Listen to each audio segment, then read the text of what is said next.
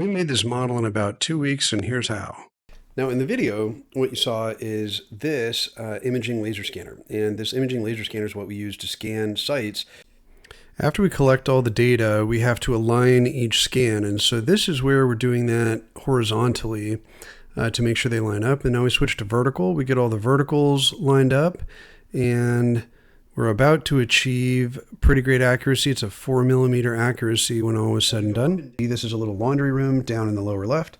And as we move up, we're now getting into the main floor plate for the building.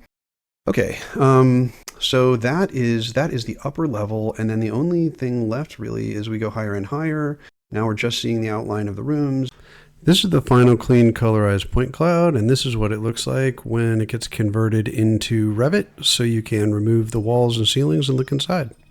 Using those as-built drawings as a base, Three Amigos was able to lay out concept floor plans and renderings like these all in the space of about 3 weeks.